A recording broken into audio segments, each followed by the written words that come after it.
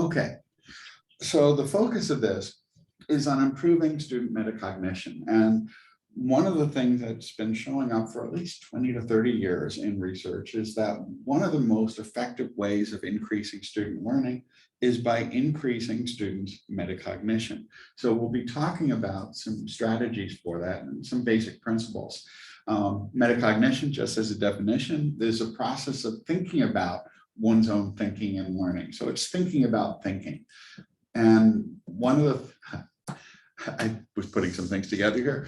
Students with metacognition are more efficient at learning. But what that was supposed to say, and I obviously didn't proofread, is that students with better metacognition are more efficient at learning. That basically, if you can understand what you know and what you don't know, you're going to be able to focus your mental efforts more efficiently on the things that you need to focus on. So if we can help students become more efficient at recognizing what they know and what they don't know, it can be really helpful. And one of the issues we have to battle, though, is this phenomenon known as the Dunning-Kruger effect, which has been documented in many, many studies. And that is that those that have low levels of competence in some skill area and so forth are the least likely to understand that they are not competent. In general, the more you know about a topic, the better you understand how many things there are that you don't know. And that's, as we move towards a PhD, one of the things we learn is just how many topics are not settled in the discipline. Novices, though, think that there's a fixed body of knowledge that can be mastered. And once they've learned those concepts, they're done. They've mastered that area. And that's what we're dealing with in many of our classes, especially in introductory level classes. And in terms of metacognition, one of the basic problems that we face in classes is that the way in which students have been taught to learn in general is not consistent with much or any of the research on how we learn. Students have stumbled into ways of learning that are generally, well, when we ask students how they study, how they try to learn a concept, one of the most common things they do is they repeatedly reread something. And there have been many, many studies done in the laboratory and in classroom settings that find that repeated rereading is the least effective way of mastering some concepts. In general, what the research shows is that a second reading can be helpful in providing a slight improvement in recall in the long term. But beyond that, there's no significant improvement in rereading something within a reasonable period of time. Going back a few years later, it may be helpful, but rereading something as you're preparing for a test or preparing for the next class session, more than one rereading is not helpful. Obviously, learning more efficiently reading skills and learning how to read closely and the reading techniques appropriate for the discipline you're working in are important skills. And reading a STEM textbook is very different than reading a novel in terms of what you should be focusing on and so forth. But in general, students tend to read things until everything looks really familiar. Another technique that people use is highlighting. And one of the more ironic things that have happened in a couple of our book reading groups, and I mentioned this earlier in another workshop, is that in the sections of Make It Stick or Michelle Miller's first book, or actually even Michelle Miller's second book, or in small teaching that we've done in the past, one of the things that many faculty participants noted doing, ironically, was they highlighted the sections talking about how highlighting is one of the least effective ways of learning or of remembering things. So, and yet that was a section that was very heavily highlighted by faculty who recognize the irony of that when they said that. But the other thing that students tend to do is to cram. They tend to engage in block practice where they spend a lot of time focused on studying a specific topic. And that's, again, not the most effective way of learning. That many, many studies have shown that spacing your practice is really helpful. And in general, all these practices tend to create fluency illusion. That when you read something over and over again, you look at your highlighting and so forth, maybe highlighting a few new things, and you just try to memorize as much as you can in a short period of time. Very little of that information sticks beyond a few hours, maybe 24 hours or so. And you tend to forget just about everything that you've learned.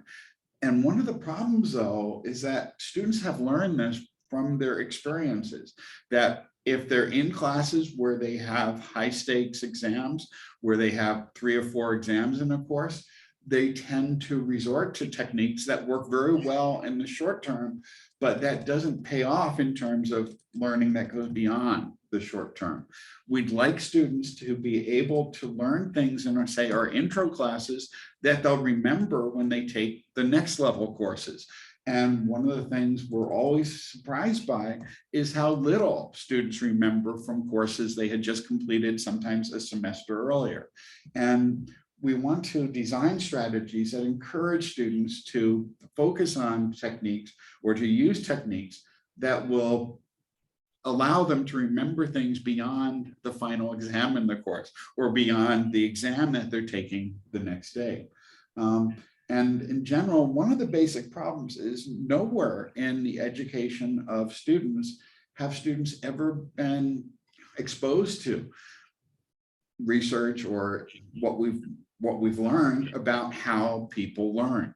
That they've learned how to learn based on the incentives they faced in the environment they're in, which again pays off in the high stakes exam environment that students are generally faced with, but that's generally not the most effective way of learning. And one of the problems is that most faculty and pretty much all teachers in the K through 12 setting have never really been exposed to research on how we've learned.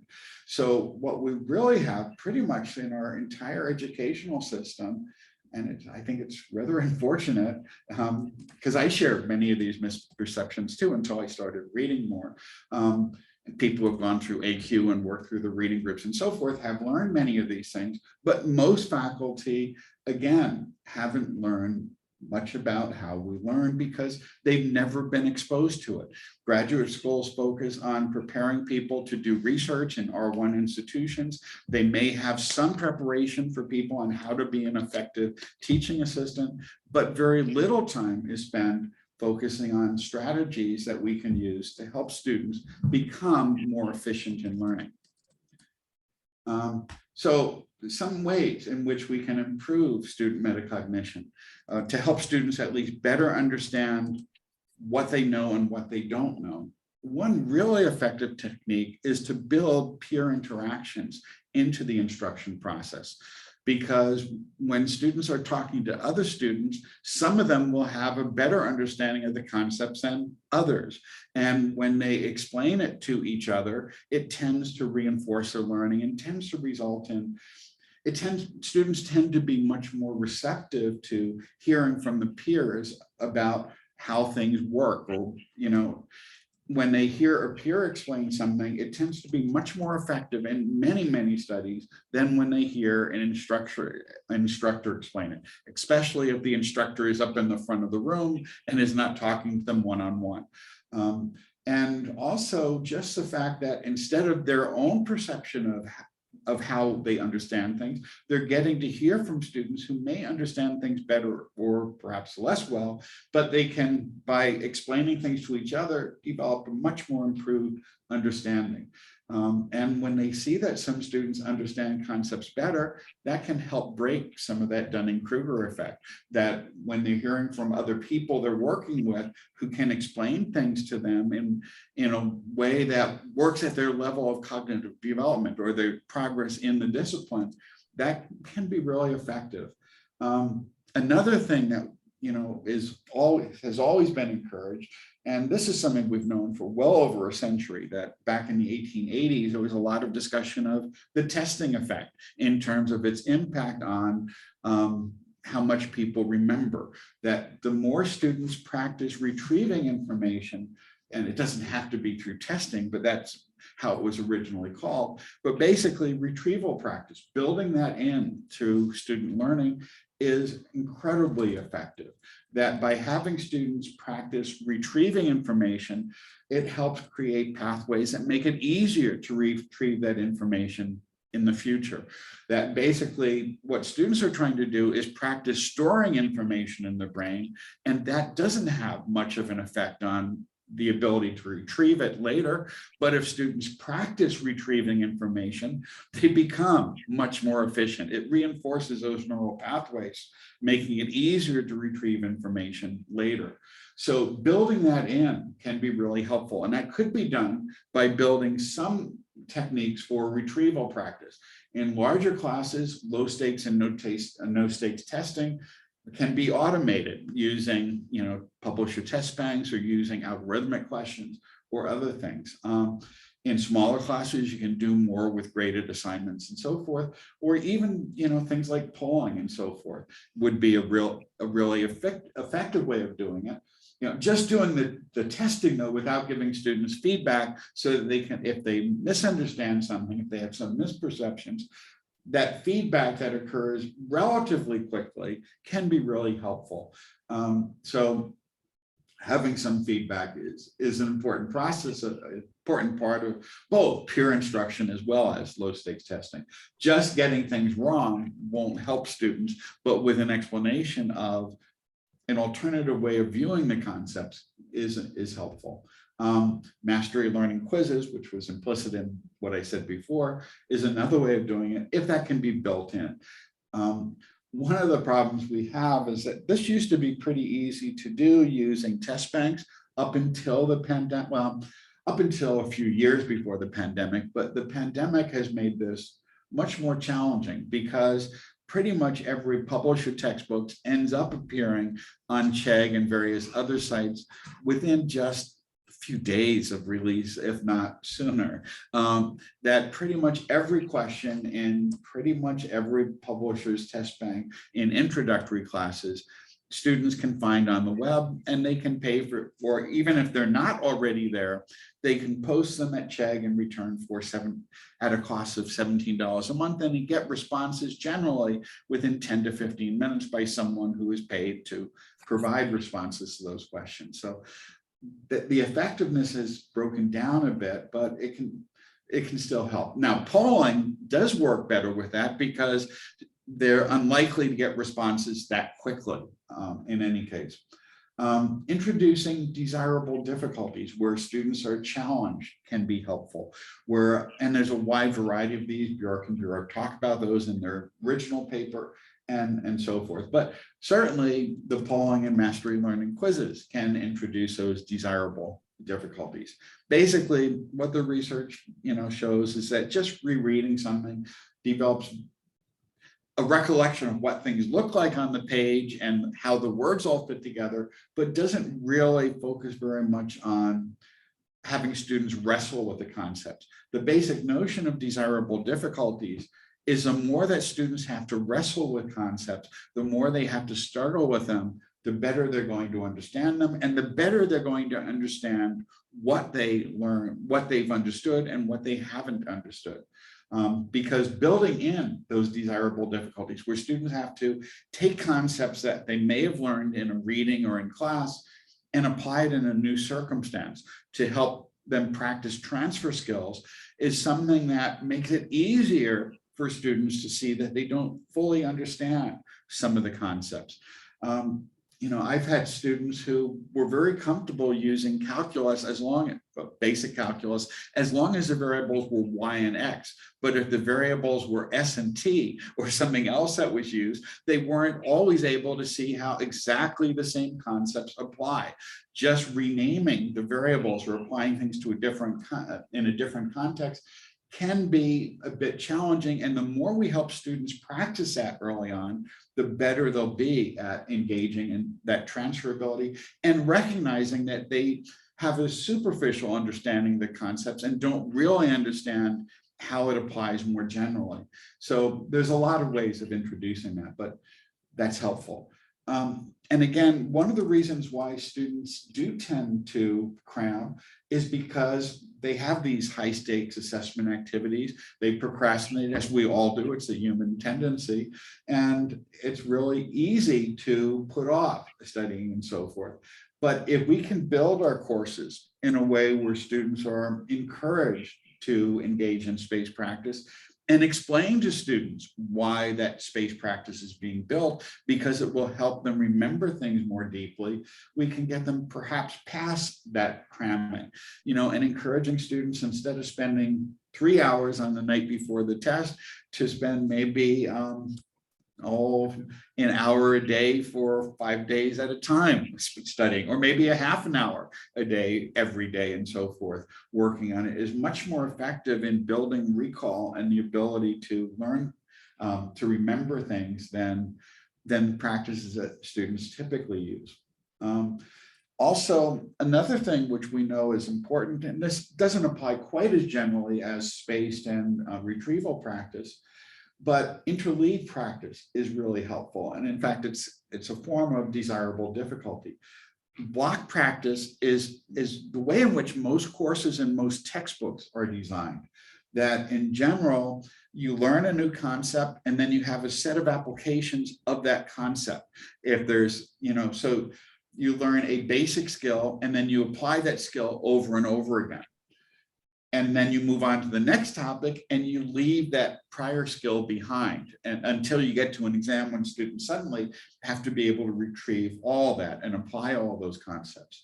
What interleave practice does is students learn a variety of skills, but then when they're asked to apply them, they're not told which skill they need to apply. A classic study of that, which has been replicated in many different contexts, was to show students videos, 10-minute videos on how to find the shape of three-dimensional objects. Like there were 4 different objects. And then in one case, they were shown the video, they were given a set of problems that applied to that one object, say a sphere or a cube, and then they did really well on that. Then they went on to the next one, they did really well.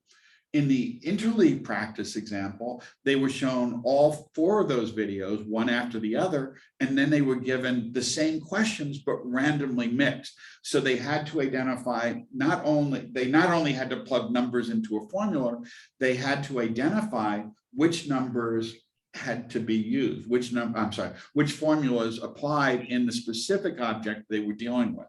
And what happened is the initial grades on that were dramatically lower. Instead of like a 95 or something on the initial quiz, students ended up with somewhere around a 60 or so when they had to identify which equation applied and remember which equation you used in which case. However, they were then tested a week later, and the students who had engaged in the block practice had scores. These were multiple choice quizzes that they used in the experiment, had scores that were not significantly different than random.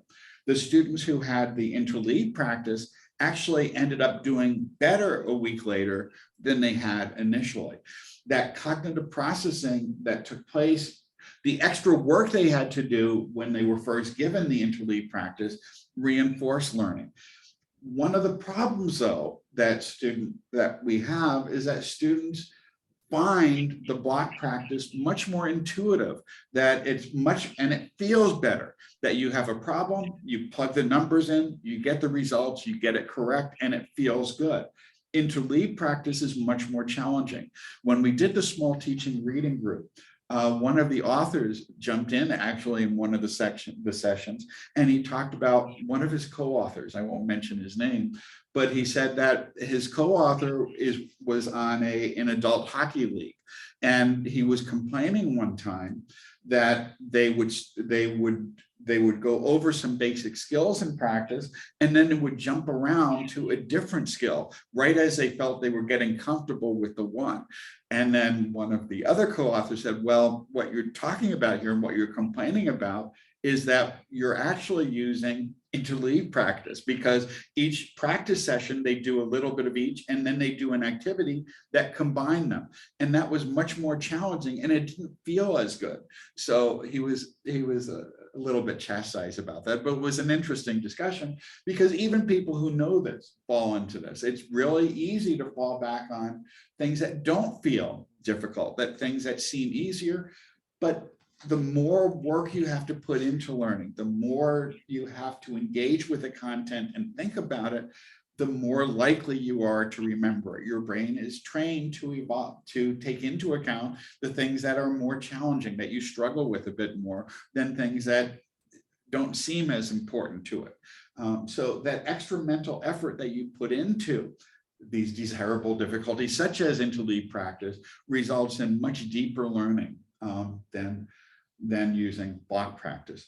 And in practice, you may want to use a mix of those things. Certainly letting students engage in some practice as they acquire a new skill that's blocked is helpful, but we should encourage them also to mix things up. A really simple strategy that people often suggest is sometimes students will use flashcards or flashcard apps to remember things.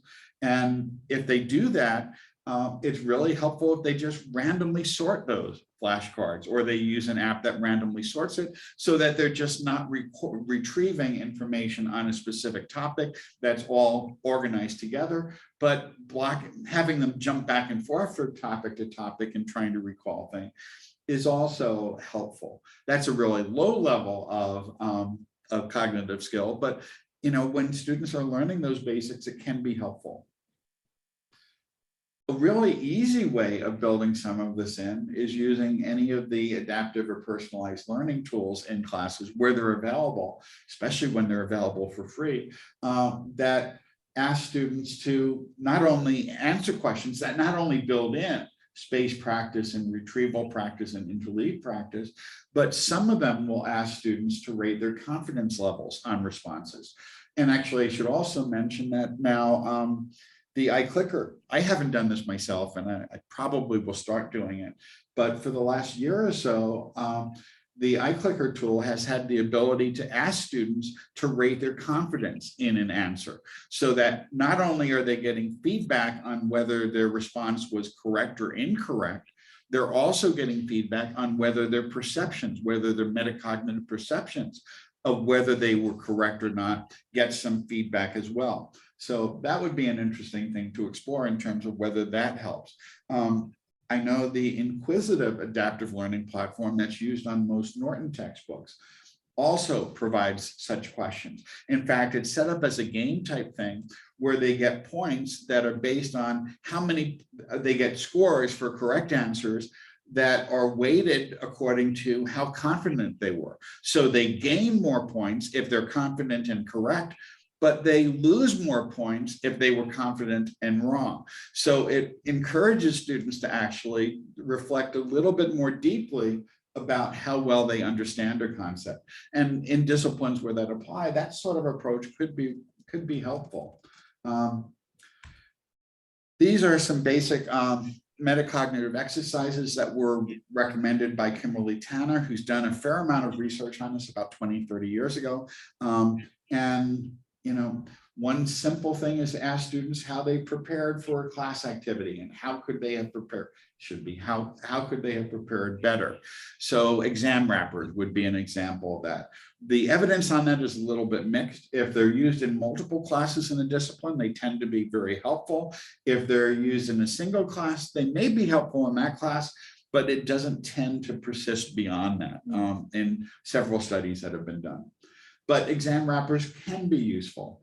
A really simple metacognitive exercise is at the end of a class, ask students some class activity, which could be lecture, it could have been in a series of active learning activities. Just ask students at the end of the quiz, at the end of the class or the end of the activity, what they've learned, what they still don't understand, what they like, what they need to know more about, and so forth. And then build that into the next class session to let them know that you are responsive to their concerns. But there's been at least a few studies that have found that a 1-minute quiz introduced in the class can lead to significantly improved student learning. I should note that there have also been other studies that found no significant difference as a result of these things. One of the strongest results came about in economics classes where a group of instructors use 1 minute quiz, use the same basic PowerPoints. Each instructor taught one class using a 1 minute quiz and one without it. And in the classes where the 1 minute quiz was used, students scored significantly better on a common final exam. So there's at least some evidence that that can be helpful. And the basic logic is just asking students to reflect back on what they've learned and what they don't quite understand just builds in a little bit more metacognitive development and a little more metacognitive practice.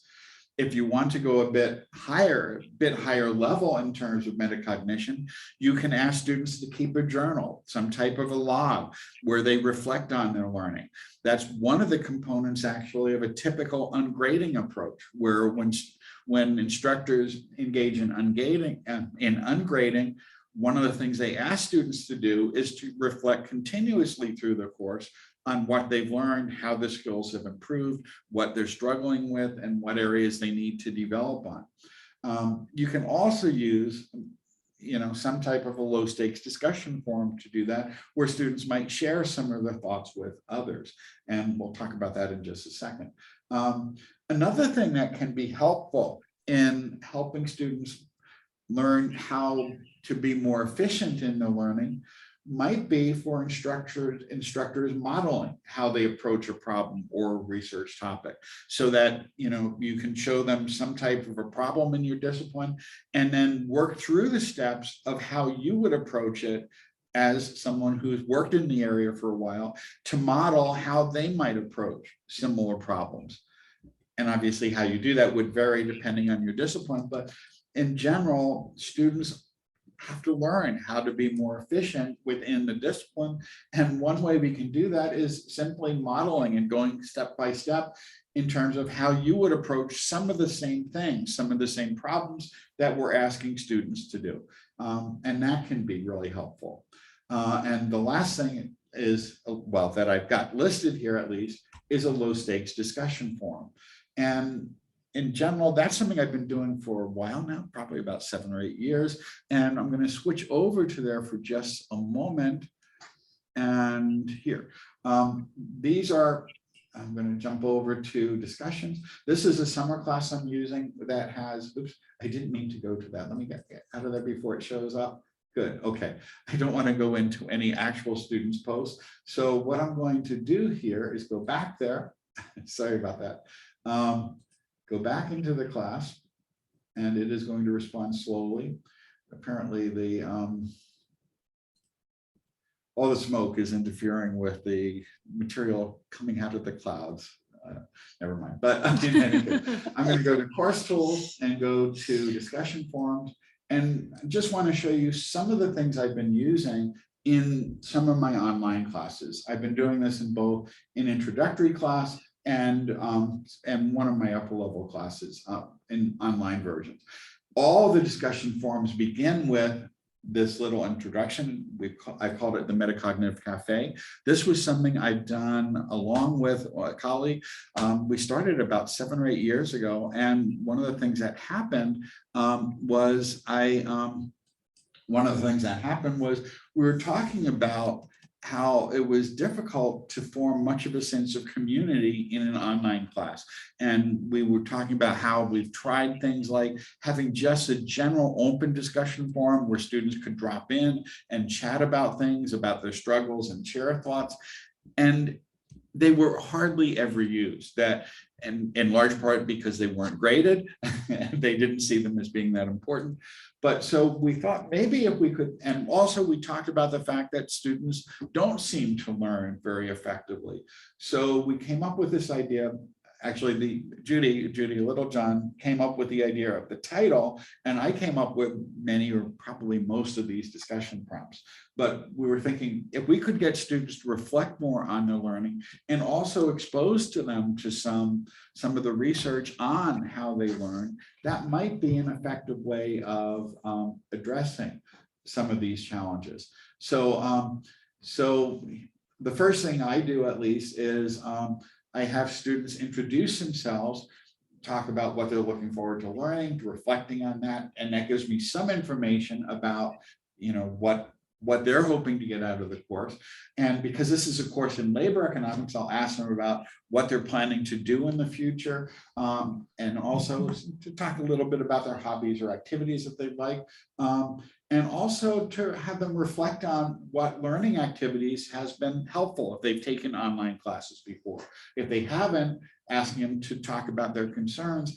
And these things have led to really productive discussions where the students get to know each other in a way that I've never seen in an online class before, because they'll be, especially here, they're talking about what their jobs are, what they're hoping to do in their careers. Many of the students in this class happen to be older, so they've already had some work history, but they're talking about why they want to change out of their current jobs into a new one and why they're coming back for a degree in those cases. And they get to know each other really well. And when they're talking about challenges, they'll talk about the fact that, well, I've got 2 young children, or I'm working 3 jobs, or I'm working evenings, and those types of things. And those are things that other students will pick up, they'll connect to, and they'll remember them when they discuss some of the content discussions, and they'll share reflections on this going through. Now, one of the things I do have in here is dealing with distractions, but I also have them talk about spacing their study sessions.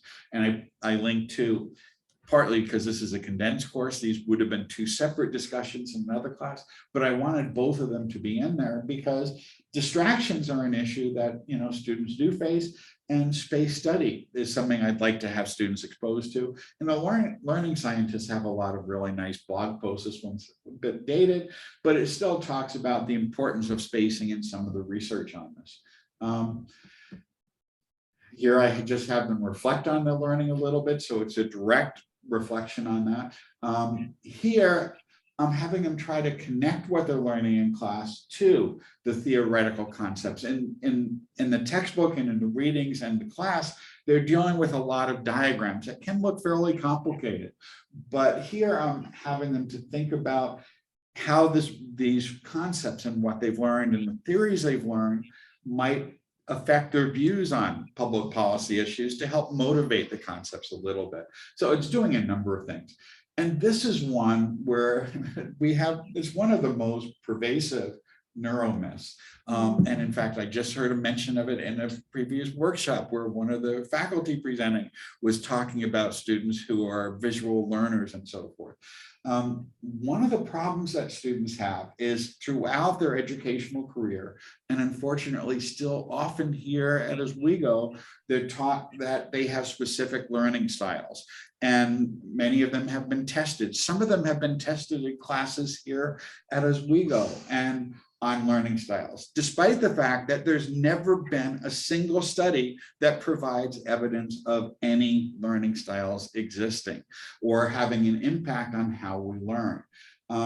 And in general, by this time in the course, I always have students in the pose when they're talking about their study strategy saying, well, I can't learn from reading a text because I'm a visual learner.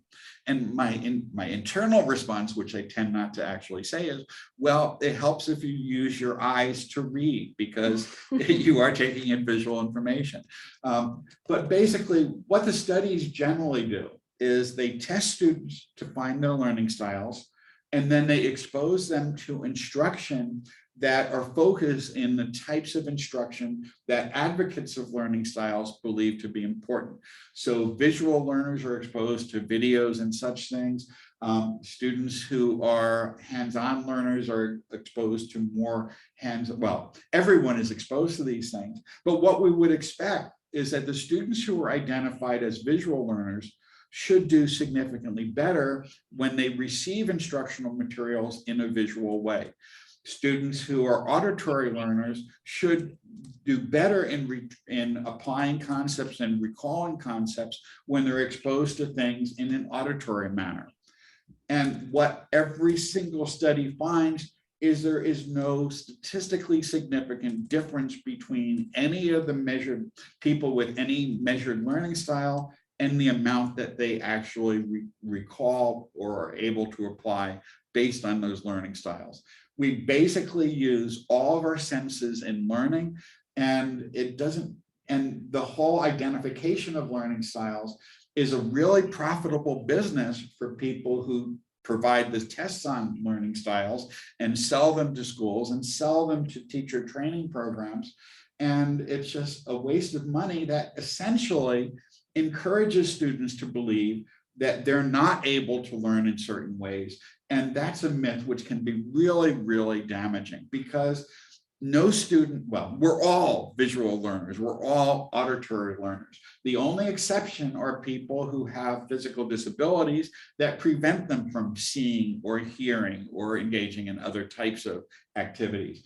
There, we do need accommodations and so forth, but in general, what the research shows really unambiguously is providing learning materials in multiple formats benefits students, but it benefits all students, not those who are identified with specific learning styles.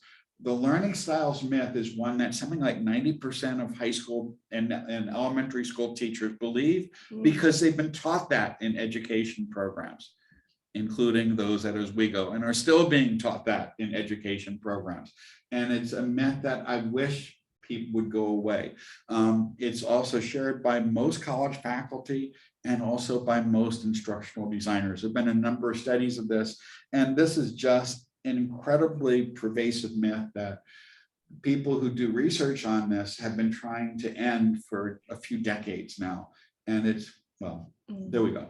But I also talk a little bit about improving transferabilities, applying concepts in other areas. I have students talk about, well, this is a topic that they tend, when we get to a section where they're looking at the economics of education, I have them talk about income inequality and how this may apply, and how their expectations about the return to education may have affected them, to get them to reflect a little bit on the material that they're learning and talk about the importance that it has to their life and how it will affect their income and how it's affect their family's outcomes and so forth.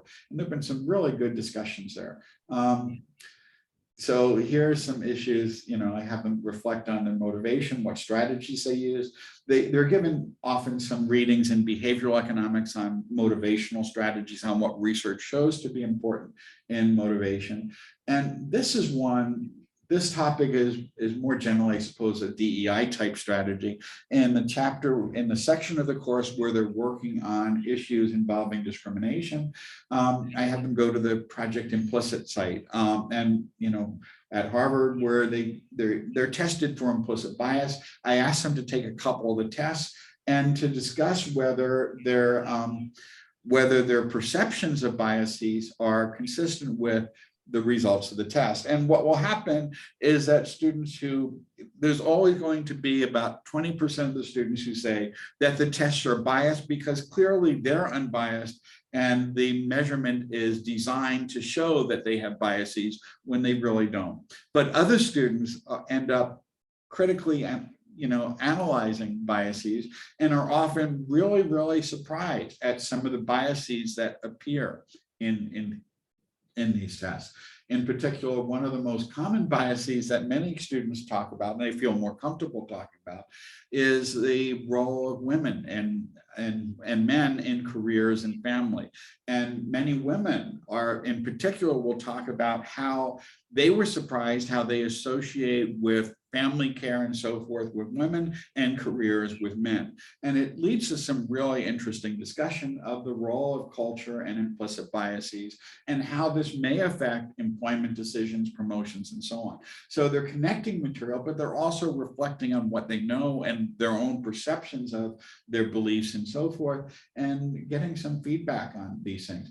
Now, this one, Amy had to leave. She sent a note about that, but this is one Amy would appreciate, that near the end of the course, this is a 12-week course, I have just a little reading on the power of sleep and learning strategies and so forth, and how sleep is helpful in learning and reinforcing learning, and how a lack of sleep can make it difficult to remember and retrieve things. So it's a really useful one. And at the very end, I have them reflect on you know, how this metacognition, this metacognitive discussion forum may have affected their own perceptions about how they learn and how they may have changed their study practices and so forth.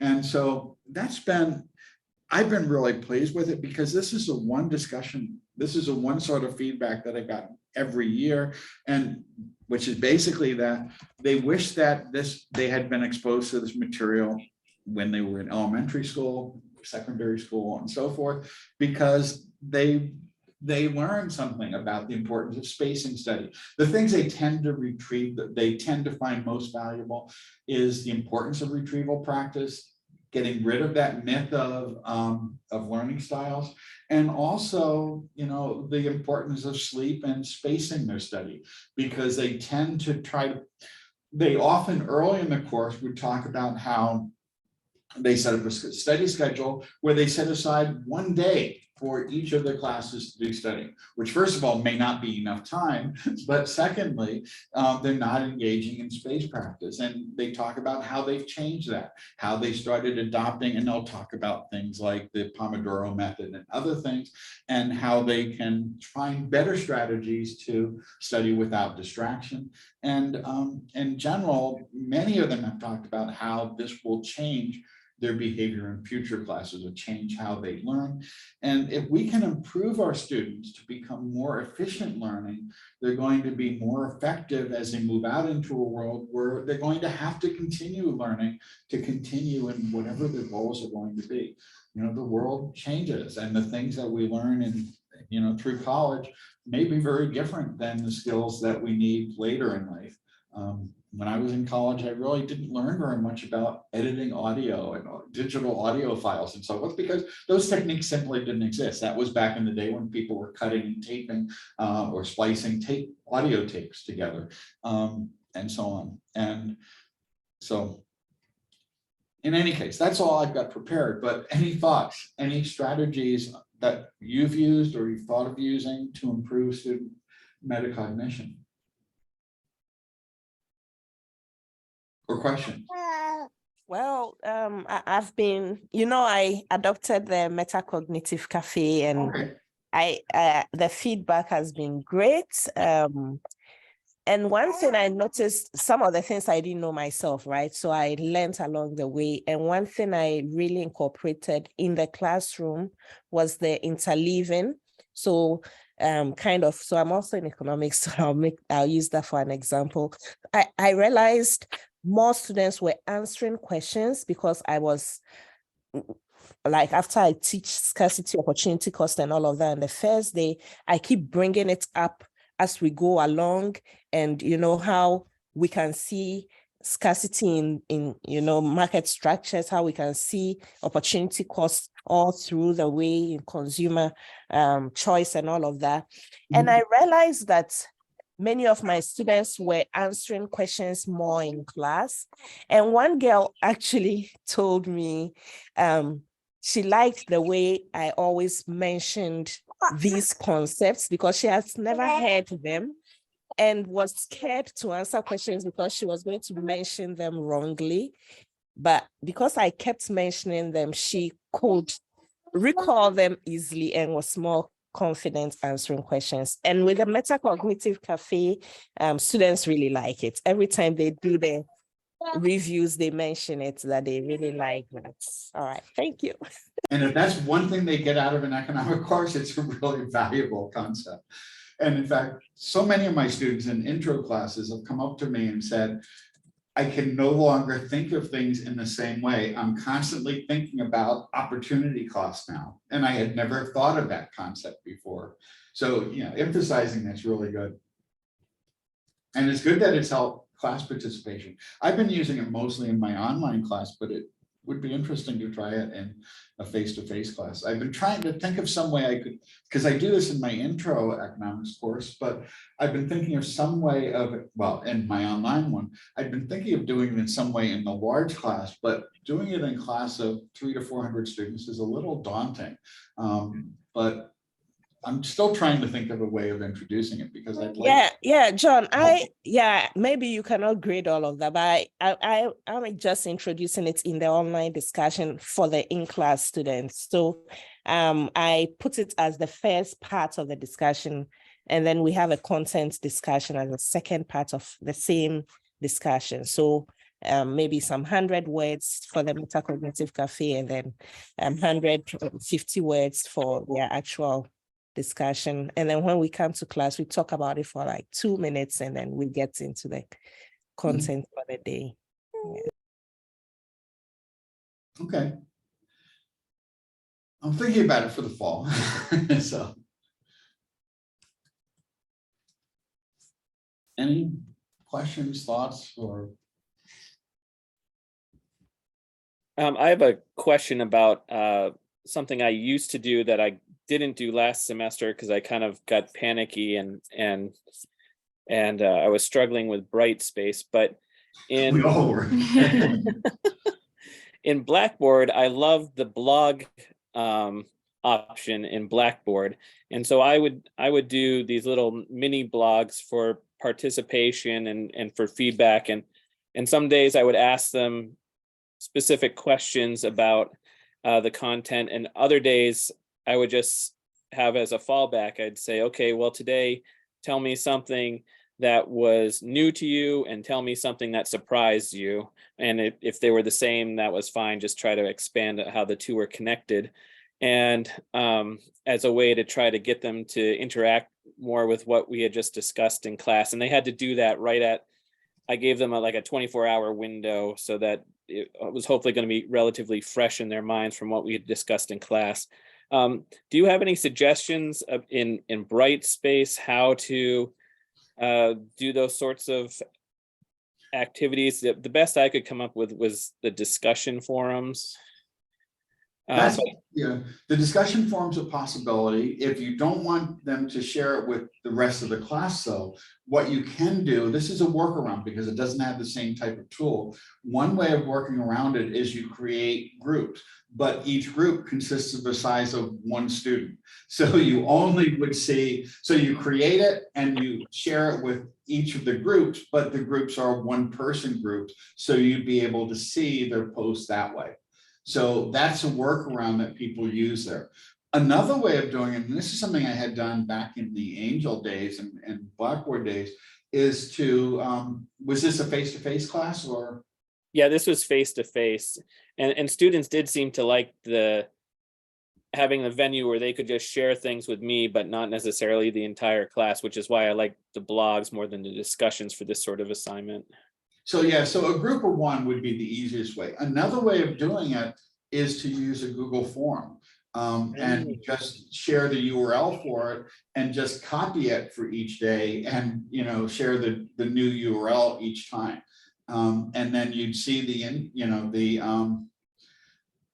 you can skim through it. If it's a gradable item, you could set it up as a Google quiz and just assign the grade to all the students. And you have to do a little bit of work porting the grade over, especially if it's a larger class, because currently this should be resolved before September. But right now, there's 3 identification fields in Brightspace that we could use to import grades. There's an institution ID, the global ID, and there's an email address. Right now, they all share the global ID. So we can't match using our college email and so forth. They've come up with a workaround that should be working so that we can do that type of matching in the future. So it's a bit of a pain right now, but that would be one way of doing it if you want to. If you wanted to do it, outside of Brightspace, but the one person, I haven't tried using the one-person blog thing, but I know that is a recommended strategy. And that way, if you are grading it, the grade would go automatically in the grade book there. Yeah, that's a great idea. That is something that in my, like I said, in my panic there, I didn't think of. So I'm going to try that. Yeah, well, it's moving to Brightspace has been challenging for everybody. I like the platform, and I think it's going to be much better, but there's some conversion issues that we have to address and some challenges in learning it. Any other questions or thoughts? Just a general observation. I have tried to incorporate more about study skills into my classes after I took the AQ course. Yeah. And I get positive feedback about that. And it's just what you said, that students do not think about study skills in general. And very few of their instructors bring these topics up to them. And so I found it beneficial to interleave throughout the class reminders about study strategies and how we think and how to interact with the materials. And I think it's been beneficial for me to think about how I'm presenting the material, and I have gotten feedback from students that they've appreciated it as well. Okay. But I want to do that. Yeah, until AQ though, I had never really thought of that at all. So that was something that was really valuable out of the AQ. And we take it for granted that students have successfully made it through 12 years of school before they got here. So we assume they learned, and I never really thought about it that much until doing some of this reading, and AQ certainly reinforced it, and talking to some of the people we've had on our podcast who talked a lot about student metacognition and how students learn and the misperceptions they have, that it's pretty dramatic. And students do appreciate it when they are exposed to things that can make their learning more effective, more efficient, so they don't have to waste as much time as they do. And I did mention this the other day, but it was one of the more amusing quotes that I've heard about it. We were talking to Todd Zakryzak on the podcast a couple months ago, and he was talking about how many of his students use really elaborate highlighting schemes where they use yellow for key concepts, they use green for applications, they use and he suggested to one of the students, well, if you're going to do all that, maybe you could save some time by using black for all the portions that you don't need to remember. So yep. Just leave only the stuff you want to keep. So, oh well. Okay, well, I'll stop the recording, and it was good seeing you. Yes, thank you.